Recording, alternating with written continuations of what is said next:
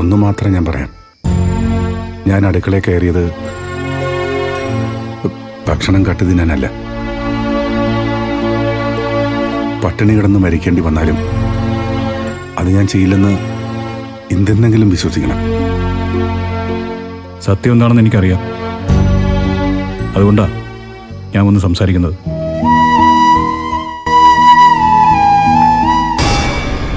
ഭക്ഷണം ഇവിടുന്ന് കിട്ടിയില്ലെങ്കിൽ പുറത്തു പോയി കഴിക്കണം. അതിനുള്ള കാശ് ഞാൻ തരാം. വേണ്ട മോനെ, കാശൊന്നും വേണ്ട. അതൊക്കെ എൻ്റെ കയ്യിലുണ്ട്. നാട്ടിലേക്ക് തിരിച്ചു വരുമ്പോൾ ചിലരൊക്കെ കൂടി പിരിച്ചു തന്നതും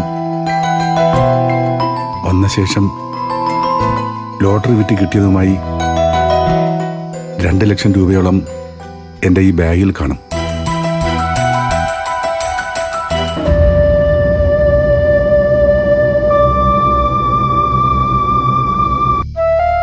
ആഹാരത്തിന് അതിൽ നിന്നെടുക്കാം.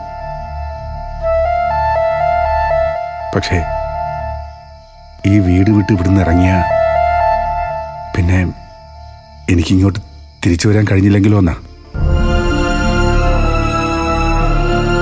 എന്തായാലും നിനക്കിത് പറയാൻ തോന്നിയല്ലോ, അതൊരാശ്വാസം. ഇത്രയും കാശൊക്കെ എന്തിനാ കയ്യിൽ കൊണ്ടു നടക്കുന്നത്? ബാങ്കിൽ കൊണ്ടിട്ടൂടെ? എനിക്ക് ബാങ്കിൽ അക്കൗണ്ടൊന്നുമില്ല മോനെ. അത് എൻ്റെ കയ്യിലെ ക്യാഷ് നിനക്ക് തരട്ടെ, നീ അത് സൂക്ഷിച്ചാൽ മതി. ഏയ്, അതൊന്നും വേണ്ട. പിന്നെ ഇവിടെ വയ്ക്കുന്നതും റിസ്ക്കാ. ഞാനൊരു അക്കൗണ്ട് തുറക്കാനുള്ള ഏർപ്പാട് ചെയ്യും. അതിലേക്ക് ഇട്ടാൽ മതിയല്ലോ. അതുവരെ ആ പണം നഷ്ടപ്പെടാതെ സൂക്ഷിച്ചു വെക്കണേ. ശരി ഇന്ദ്ര, ഞാൻ ഈ ബാഗ് രാത്രി തലക്കടിയിൽ വെച്ചാ കിടക്കുന്നത്. അതാരും കൊണ്ടുപോകുന്നുമില്ല.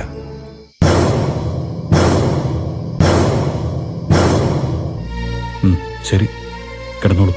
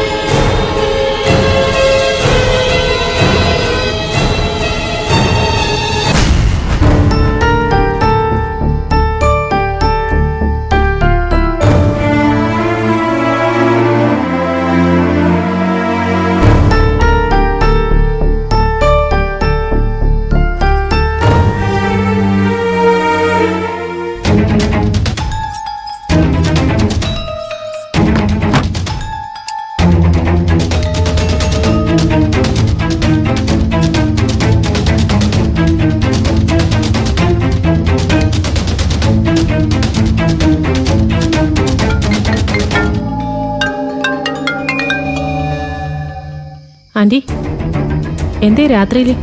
ആ ഹർഷേ, ഒരു വിശേഷമുണ്ട്. ഓ, അത് നിന്നോട് പറഞ്ഞില്ലെങ്കിൽ എനിക്ക് ഉറക്കം വരത്തില്ല. അതാ ഞാൻ ഇപ്പൊ തന്നെ വിളിച്ചേ. എന്താ ആന്റി? എന്തോ സന്തോഷ വാർത്തയാണല്ലോ.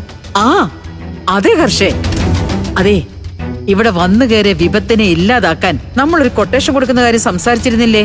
ആ, മിനിമം 2 ലക്ഷം രൂപയെങ്കിലും വേണ്ടി വരുമെന്ന് പറഞ്ഞ ആ കൊട്ടേഷൻ അല്ലേ? ആ അത് തന്നെ. അതെ, ആ 2 ലക്ഷം കിട്ടാനുള്ള വഴി എന്റെ മുമ്പിൽ തെളിഞ്ഞിട്ടുണ്ട് ഹർഷേ. ഇത്ര പെട്ടെന്ന് തന്നെ ആന്റി അതിനുള്ള വഴി കണ്ടെത്തിയോ? അത് ഞാനൊന്നും കണ്ടെത്തിയതല്ല, ദൈവമായിട്ട് എനിക്ക് കാണിച്ചു തന്നതാ. ആണോ? ആ, നാട്ടിലേക്ക് തിരിച്ചു വരുമ്പോൾ ചിലരൊക്കെ കൂടി പിരിച്ചു തന്നതും വന്ന ശേഷം ലോട്ടറി വിറ്റ് കിട്ടിയതുമായി 2 ലക്ഷം രൂപയോളം എൻ്റെ ഈ ബാഗിൽ കാണും. ഇത് കൊള്ളാലോ ആന്റി. അയാളുടെ കാശ് കൊണ്ട് തന്നെ അയാൾക്കുള്ള കൊട്ടേഷൻ കൊടുക്കുക. സൂപ്പർ. ആ ബാക്കിയെല്ലാം നമുക്ക് നാളെ നേരിൽ കണ്ടു പറയാം. ആ കാശ് കയ്യിൽ വരുന്നത് വരെ അയാളെ അടുക്കളയിൽ നിർത്തിയാലോ എന്ന് ഞാൻ ആലോചിക്കുന്നുണ്ട്. അത് സോനിയുടെ ഒരു അഭിപ്രായമാണല്ലോ, ഞാനത് തള്ളിക്കളഞ്ഞൊന്നും വേണ്ട. അത് നല്ലതാ ആന്റി. പക്ഷേ അയാളുടെ കയ്യിലുള്ള കാശിന്റെ കാര്യം ഒരു കാരണവശാലും സോനയോട് പറയരുത്. ഏയ്, സോനയെന്നല്ല, മൂന്നാമതൊരു കുഞ്ഞു പോലും അറിയരുത്. എങ്കിലേ നമ്മുടെ പ്ലാൻ നല്ല രീതിയിൽ വർക്കൗട്ട് ആവും. അതെനിക്കറിയാം ഹർഷേ. നമ്മളല്ലാതെ വേറൊരു കുഞ്ഞു പോലും അറിയാൻ പോകുന്നില്ല. മതി, അത് മതി. എന്നാലേ ആന്റി വെച്ചോ, നമുക്ക് നാളെ കാണാം. ഞാനേ നാളെ വിളിച്ചിട്ട് വരാം. Okay aunty, good night.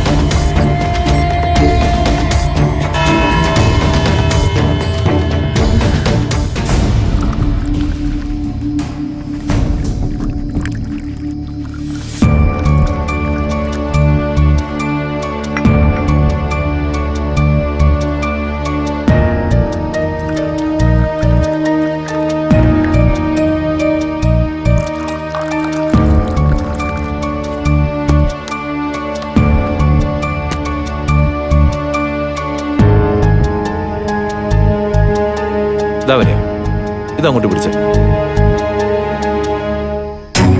Chairs അടി.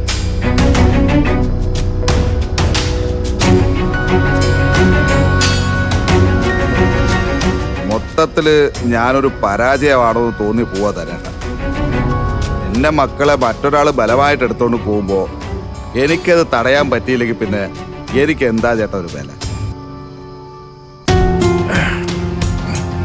ഇക്കാര്യത്തില് വിനയന്റെ വില ഇല്ലാതാക്കിയത് വിനയൻ തന്നെയാണെന്ന് ഞാൻ പറയും. പിന്നെ ആ സുശീല ആന്റിയുടെ ഉപദേശവും ആ സ്ത്രീ ഇതിൽ ഇടപെട്ടതുകൊണ്ട് മാത്രമായിരിക്കും ഇന്ദ്രനും അനുവും വന്ന് കയ്യോടെ കൊച്ചുങ്ങളെ കൊണ്ടുപോയത്. അതും ശരിയാ. സുശീല ആന്റി ബാനോമക്ക് നേരെ ബലം പ്രയോഗിച്ചതാണ് അവരെ കൂടുതൽ പ്രകോപിച്ചത്. എന്തായാലും വിനയന്റെ അമ്മയുടെയും അമ്മാവന്റെയും കണ്ണി പൊടിയിടാനല്ലേ വിനയൻ ഇതൊക്കെ ചെയ്തേ. അത് സാധിച്ചില്ലേ?